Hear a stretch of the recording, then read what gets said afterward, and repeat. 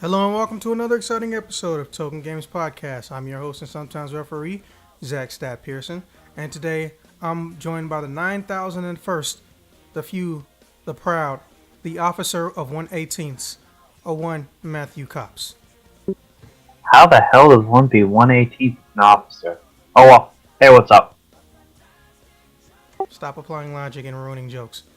Alright, so, as if it wasn't already predicted by everyone who's ever been on the internet in the past week or so, this is going to be a heavily E3 centric podcast because I feel like it should be.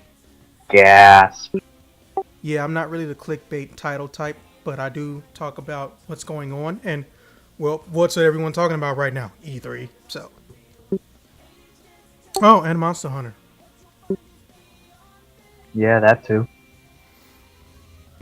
Alright, so, we've reformatted the order, so this will probably be done quicker unless, we have another last minute guest type situation, which is actually surprisingly common for us. I'm not sure why. But I don't predict that happening, but I could also be wrong. So let's get into it. Remember, Mr. Officer, all the questions are yours in chronological order, and you can go through them at your own pace. But I'm going to read them out loud. Question 1. E3 links and companies seem to be married to one another. Is this the era of being able to keep secrets? Or do companies just need to have stricter punishments on snitches like Nintendo? They fired a guy.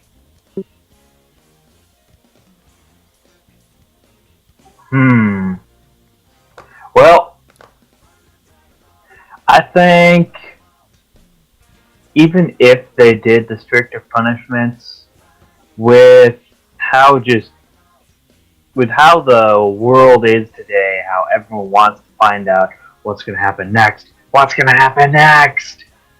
I'm willing to bet it's firing more people and putting stricter punishments might help a little bit, but I don't think it'll help as much as they hope. What would you recommend? To be honest, maybe cater less to the hype culture. What do you mean?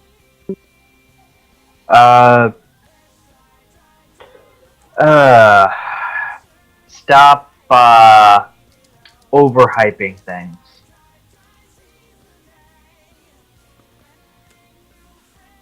Okay. Question 2. Though I get the feeling that in the current climate of entertainment, not overhyping things, it might not help as much. It's a little complicated. Wouldn't be interesting if it wasn't. True that. But yeah, topic 2. E3 is digivolving. According to the big three, the only one having a traditional showing of things in the US is the US section of Microsoft's Xbox line. Nintendo, on the other hand, has continued to abandon the traditional stage performance and trailers, instead have decided to have a 30-minute plus presentation video, and of course live streaming up through the first and third party titles on the show floor. Sony, not to be left in the dust, is doing something similar as well. Do you think that the traditional format is being abandoned because it's in some way ineffective, or do you feel they need to value the original formatting more? As far as this one, excuse me. I think in this case, there's benefits to both, but I know a lot of people are getting tired of all the overhyping that happens at E3. To be honest, yeah, I'm one of them. It's just you.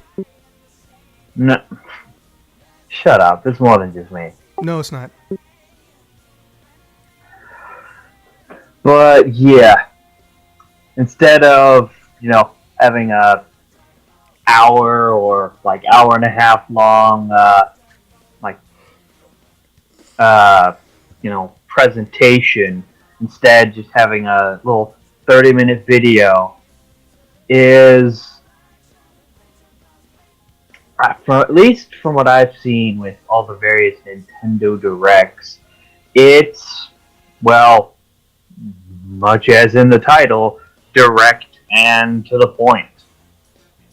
And I think a lot of people appreciate that.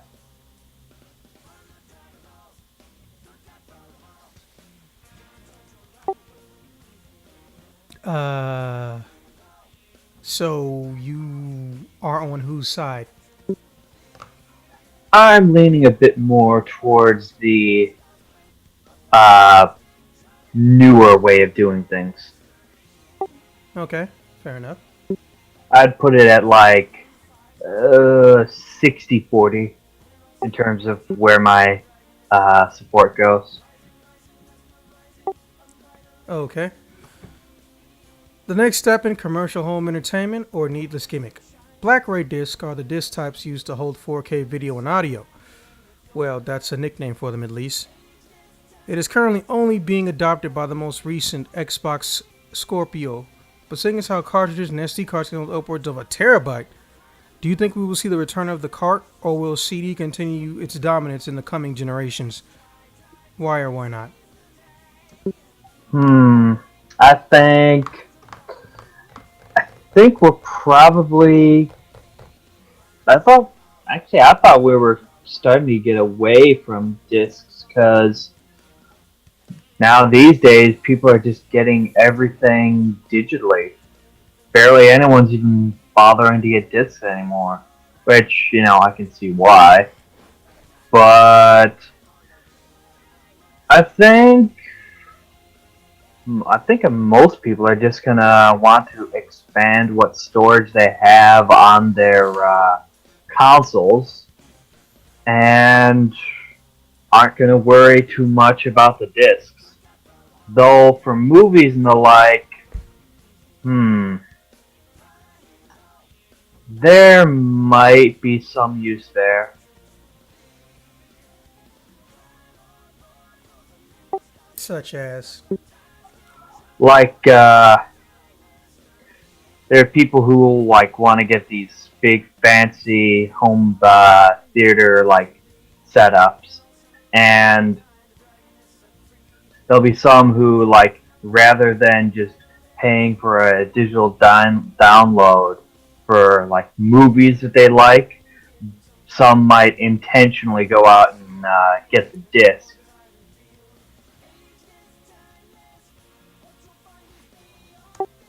Okay, not gonna lie, I thought it'd be a little more elaborate than that, but okay. Alright, now what do you think will be the future for the gaming industry? Do you think that they're gonna use what you said to, enhance things, or possibly, add something special to them, or you think it's just gonna be the same old, bigger storage, bigger games? I think they're just gonna continue to focus on getting larger storage for for Sony and Microsoft, who aren't making use of the SD cards. I'm pretty sure they might add ways maybe ways to expand your hard drive space past the initial release on the console. Hard drive? Huh? Are you trying to say external hard drive? That's one possibility, yeah.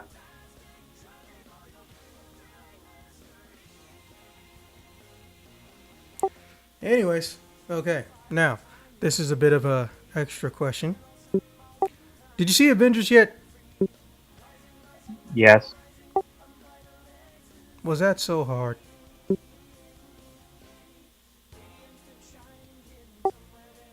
Anyways. Not really.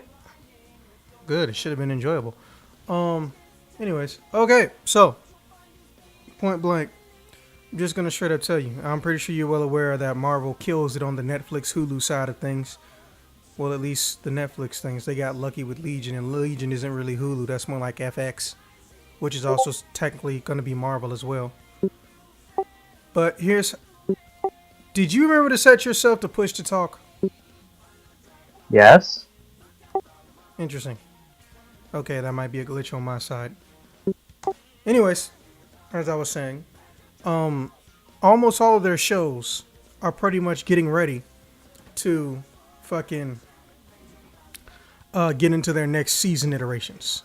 Jessica Jones being the linchpin and also the one that took the goddamn longest. Holy shit. But I'm curious who you think is going to have excuse me. Which Marvel, Netflix, and or Hulu show you think is going to have the best next season? For the record, these are the choices: Luke Cage, Iron Fist, Jessica Jones, Daredevil, Punisher, Legion, and I'm forgetting one. Marvel's Runaways. And also why?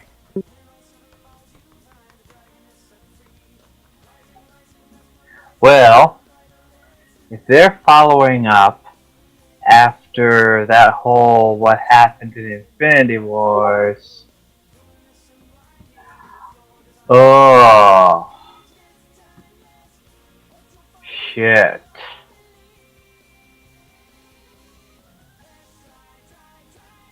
I think I know Jessica Jones is like for quite a while been the best of the bunch, but I think there could be maybe a bit of potential in Punisher actually,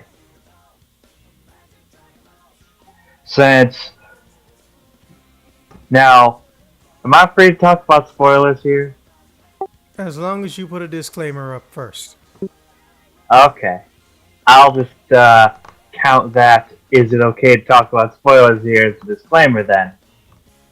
Considering, half of the universe just suddenly up and poof, gone. It's going to be total chaos. And admittedly, that's probably putting it a little lightly. It's going to be total chaos, and, well, there could be some potential for some really interesting stuff with the Punisher there.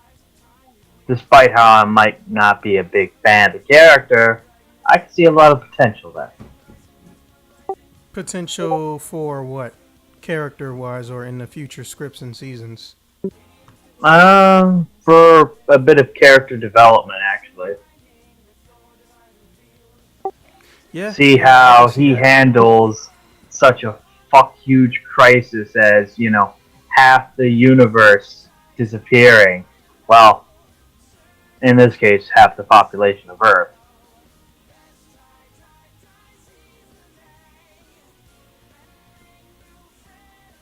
Fair enough.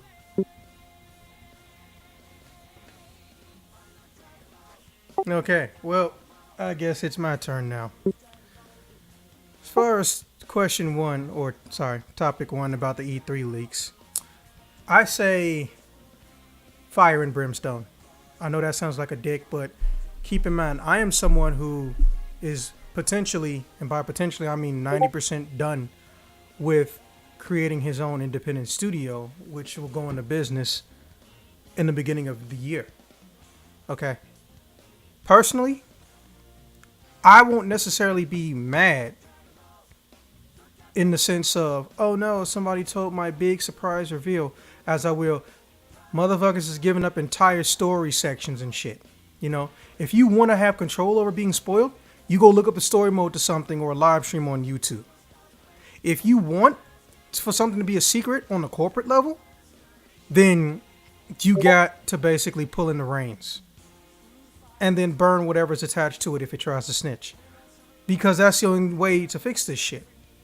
And then there are people that are so stupid hypersensitive that they just feel like they got the best story, they have such a good story in their games when half the time they've got generic or cliche topics, or when they have a serious topic, they legitimately don't even handle it right. Looking at you, Persona 5, by the way, for those of you, not fanboys, but assholes who are in the toxic side of a Persona community, let me just tell you right now, I'm not saying the game is terrible. In fact, I enjoyed the game.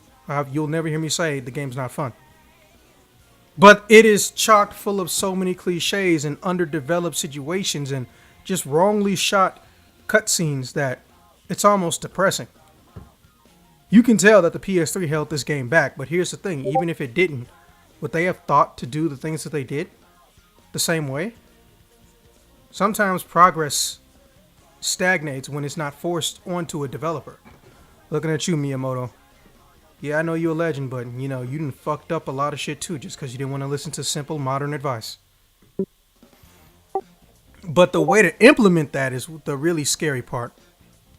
I think unless you get someone to sign a work contract and you show them the exact page with the exact lines of what the punishments will be, ain't shit you can do. Basically, I hate to say it, but this is a case of spoiled child. Words are not going to always work on a spoiled child, but an ass whooping can. Yes, I'm aware people automatically consider any form of physical abuse as child abuse or any form of mental abuse as child abuse, but I'm not here for you hypersensitive people. I can't help you. I am sorry.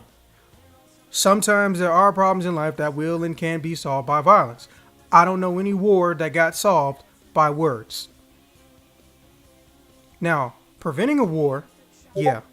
Or what comes after the war with words, yeah. You know, but during?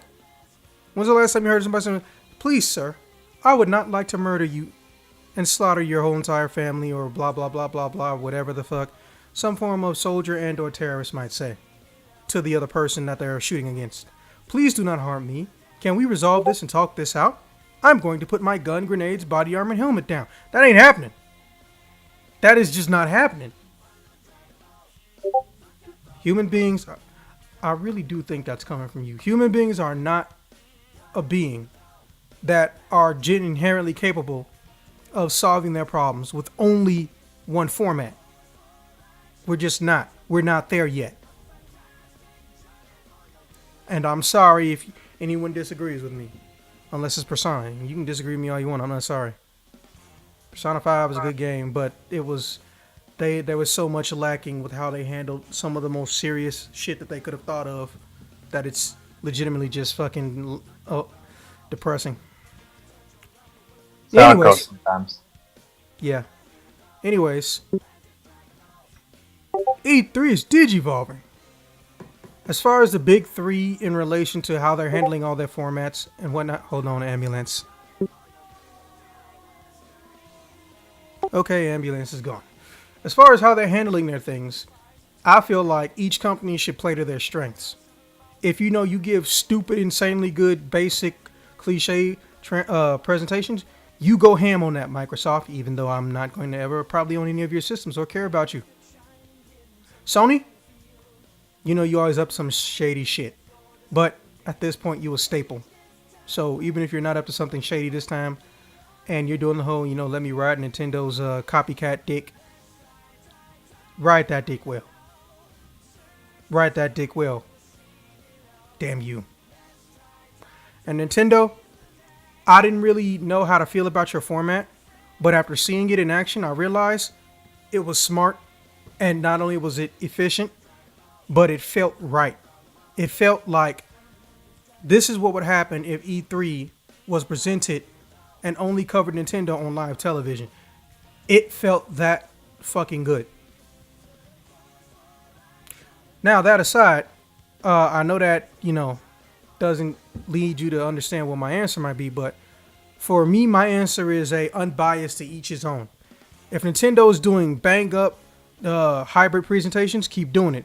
If Sony wants to keep trying to find out how they can mix and match things like Nintendo to see what comes out the best, you keep on doing it until you get that shit right. Microsoft, don't actually give a shit. But if it works for you, keep doing it. I know that sounds dickish, but it's Microsoft. So pretty much the same boat as me. Pretty much. All right, topic 3 is the next step in commercial home entertainment or needless gimmick. as far as the 4K stuff, I look at it the same way I did with when USBs came out. Because yes, I remember when USB didn't exist, or when we transitioned from floppy to CD. Everybody's gonna find a different use for it, and the old stuff might not necessarily become obsolete. So from my viewpoint or perspective, I want to say that I feel like the movies should switch to cartridge.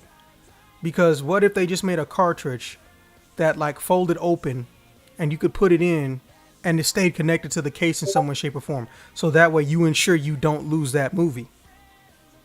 That would be great. Not to mention, I think there was someone who told me, and don't quote me on this because I'm not sure yet, but someone told me that, if you have cartridges, it's easier to lock in naturally higher frame rates. Because something about the disc doesn't need to spin as hard. But at the same time, we always bump movies down to 24 FPS in the first place. So I don't know if they'll see a direct benefit. But I say cartridges just because it could potentially save money. If you stop and think about it, you have a smaller case and you have a smaller physical piece of media than a CD. And to top it off, you don't need an eye to read it. We could even set it up to where possibly the TV could have a slot built into it that picks up the 4K cartridge. I mean, and plus it'll be easier for them to encrypt it and stuff, so the data becomes harder to read. Harder to rip, which we all know they care about security more than they really fucking should, because they make stupid money and they make more and more money fist over hand every year with all their media and all their digital formats and stuff. But they still want to sit up here and try to demonize people that do anything like hacking and modification or crap like that. It's crazy. But that aside, because I don't want to go into that rant too much, I'll probably say that for another video, even though there's some truth to it. I think they should go to cartridge, as well as gaming going back to cartridges. Because first off, we never really left. When everybody went to CD, the Game Boys were still around. Then the DS came out, and the 3DS came out. Now we back on the Switch, and the Switch has no moving parts at all, outside of the analog stick. But that's reactive movement. It doesn't do it by itself. There has to be input for that one. So I feel like everybody should go to cartridge. And you know what? It still won't make CDs obsolete. They'll just reformat it into something else. So, you want these CDs to come out from your favorite musician? Well, guess what? Here's a cartridge. But here's the cool part. It can hold more data. I don't know if you know about this or not, Matt, but did you know that anytime any music is put on a CD, especially with a full album, they're almost guaranteed to be compressed, aka an inferior quality to the original recording? Of this, I'm aware. Okay, well, it's not common knowledge anywhere else. In fact, when you get HDMI movies and Blu-rays and stuff, the audio quality is even better because it's uncompressed, unlike with a DVD. So basically, we could be seeing a new era of middle tier graphical fidelity and audio fidelity becoming a standard instead of, low tier, because that's how it is with a lot of this stuff. Something happens, then it gets bumped off, or either it stays. Well, let's be honest. Yeah, cassettes are still produced and cassette players are still produced, but we can bump them off now. So now the lowest format is CD, then we got DVD, then we got Blu-ray, then we got what I call Black-Ray 4K, and then we got cartridge. Obviously, the cycle will change over time and through the decades and generations. We all know that. But at least we'll have a format standard that's, easier to manage. When a CD gets old, like say after around 15 years, the data's going to fade or start fading. The only exception to the CD fade is the M-Disc. The M-Disc, which is a real thing, you can Google it. The M-Disc is projected to hold data for over 400 or 500 years. Did I mention it can also survive, I believe, negative 12 degrees and heats of over 200 degrees. Crazy, isn't it? That is pretty crazy. I know, and I've yet to see a commercial for them. Anyways, so imagine if we just had the M disc and we had the cartridge. And the best thing about cartridges is that every time they figure out something new, they don't have to change the physical features of it. Or you don't have to get a new type of eye to read the data. That's actually a thing with CD players. See, the way the data is read in the CD, it uses a type of eye, and then, you know, the light projects through the lens and reads the data. Well, they changed how that works every single disc. That's why, you know, a CD player can't read a Blu-ray disc if it was only audio. And that's why a 4K disc can't be read in a 1080 Blu-ray player. But if you got a cartridge, boom, it's like a USB all over again. Here's your slot, and you just change the insides. Or you compress the insides. And that way you can get and gain more shit. Simple as that. So yeah, I think everyone should go, in summary, I think everyone should go down to cartridges again, or up, depending on how you look at it, to cartridges again, because, you know, technology's improved to the point where it's more efficient over time. All right, now for the little Netflix thing. Okay, so it goes without saying I've been an avid, you know, Marvel-related show watcher. The exception being, what's that one on ABC? Fuck, can't think of it. They got Coulson on it. Damn it. What's that show's name on ABC? I believe you're talking about Agents of S.H.I.E.L.D.? Yeah. With the exceptions of Agents of S.H.I.E.L.D., I'm pretty much all caught up on all their shows. I even suffered through Iron Fist, and I'm not saying that as a joke.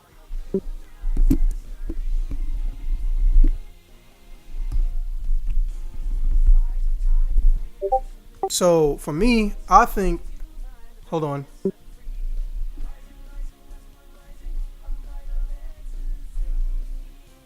Sorry, I had a little bit of mic trouble.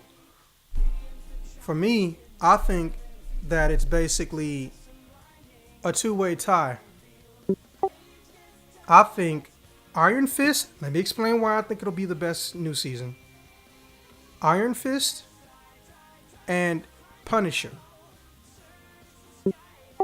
Don't get me wrong, though. I'm expecting great things from Luke Cage. But I say those two because, one, Iron Fist was so bad and Marvel has so much money. Instead of throwing it away, I feel like they want to fix the living shit out of it. Like they legitimately want to try to improve on everything that was wrong with it. Or, you know, they could play the Kathleen Kennedy / Donald Trump game and double down on stupid shit. But I sincerely doubt that. Now, in the case of Punisher, they burned through the main problem that Punisher had. They burned through it. Which was he wanted revenge for his family. And he got it. All of it. Like, there wasn't a quota, but there was a cap, and he hit that cap. So he's cut off. So obviously, something new has to piss him off. Or he could decide too much evil is going on in the world. And he just, you know, he just goes, instead of going back into seclusion and being a nobody, he goes and him and Chip team up permanently. And they decide, you know what? Let's go after everyone around villain B. I want to say Kingpin, but here's the thing about Kingpin. Kingpin is kind of like everybody's enemy except the Fantastic Four. I think that's like the only people you're legit scared of. But the thing about the Kingpin is that if you're in New York and you're not the Fantastic Four, he is on your shit list if you're a superhero. So all bullshit aside, anything could happen. But also because he has the highest potential to have a exciting crossover episodes. Think about it. Hypothetically speaking, the Punisher wants to go after somebody who ran into Harlem. So now the Punisher starts leaving bodies left and right and left and right and left and right. That would be the perfect opportunity for Luke Cage to get pissed and go hunting his ass. because he knows that the cops aren't even gonna fucking go looking for the Punisher if he kills some punk quote unquote thug, especially if he a darkie. But also, Jessica Jones could be looking for this same criminal, and indirectly through snooping around and being a detective, ends up hunting after the same person as the Punisher. But the Punisher tells her something along the lines of, look, stay the fuck out of my way. He's guilty. It doesn't matter if you know or can prove he's guilty. He is guilty. I'm gonna fuck him up.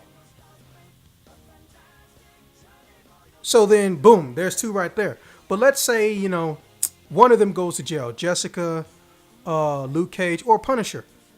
Who's a lawyer? Matthew Murdock. Daredevil. Now, Iron Fist can get involved because, well, for one thing, Misty Knight is actually a police officer. I don't know if she's going to quit in the new season, but she's a police officer. And here's the thing about Misty Knight. She's a cop, Matt's a lawyer, and Jessica's a detective. But here's the thing. Luke Cage is a friend and soon-to-be best friend of Iron Fist. One of the only people that can hurt him. So, he could bring Iron Fist in to act as some type of, billionaire philanthropist or some shit to fund getting, we'll say Jessica, because, he wouldn't spend money on Frank to get him out of jail. Getting Jessica out of jail or some shit. Or, paying her bail. Even though Jessica has rich friends. Remember, she broke off, spoiler, for those of you who haven't seen Jessica Jones Season 2, she broke off ties with her oldest best friend, who was obsessed with superpowers. In fact, you know what? We'll say that she was the villain that Punisher was looking for.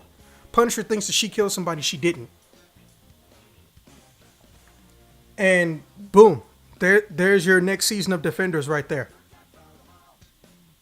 Instead of going after some great bad guy, they're all trying to stop each other from fighting each other.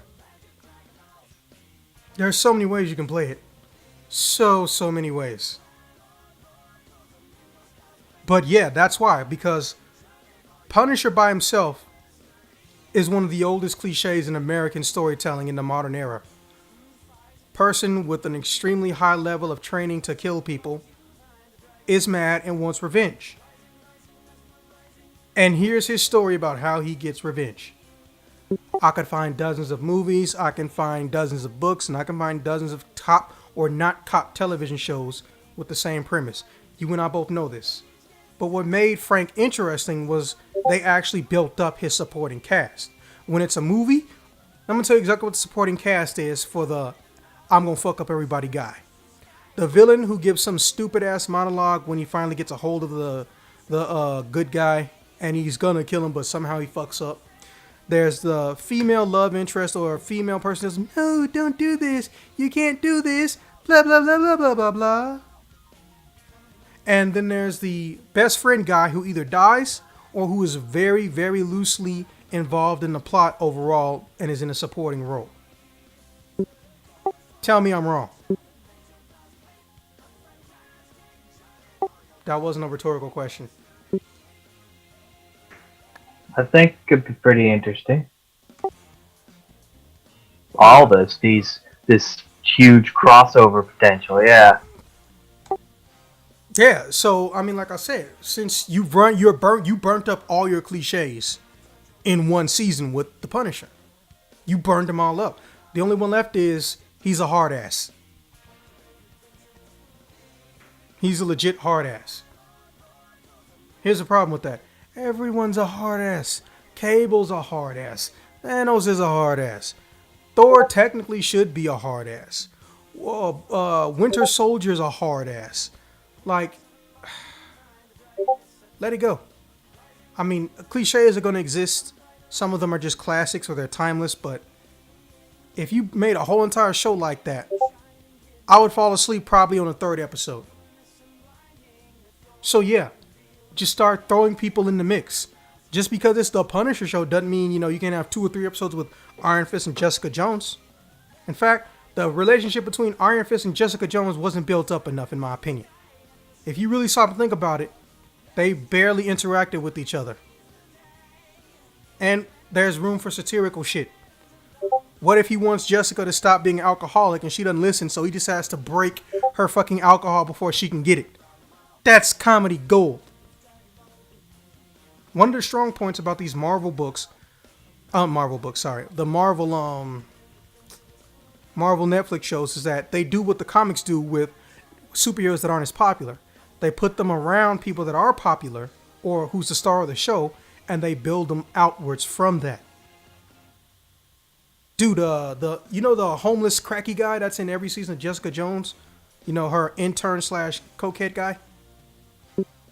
Yeah. I can't remember his name, but he got nominated for by something for that role. I'm not even surprised. I'm happy for him.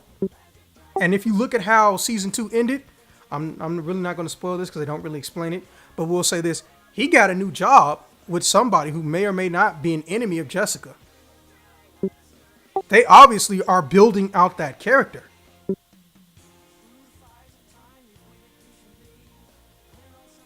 So, to be honest,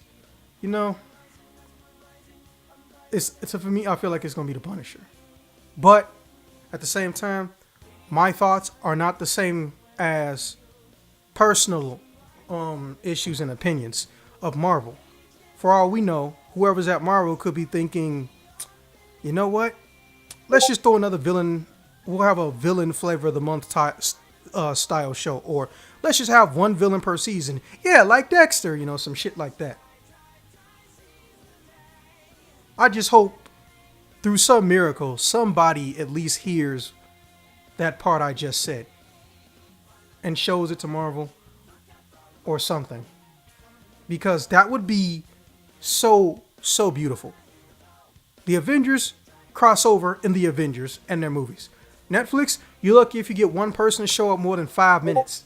One person. Fucking, what was it? Foggy was only in for like 1 minute, literally 1 minute, 60 seconds in Jessica Jones season 2. What the fuck? But yeah, that's just theory though. All right, officer, you got any closing statements? E3 digivolves to Hackmon. I get the joke, but also that would be an interesting concept in general. Well, in case y'all haven't figured it out, convention season is upon us. I will be going to E3 this year. I will be filming shits. I will be trying to get a job with shits. And I am trying to book an Airbnb, which my boss is paying for along with my plane ticket. But for some reason, he's not picking up his goddamn phone, which pisses me off greatly. So, with that being said, this is another exciting episode of Token Games Podcast. I will see you guys when I see you guys.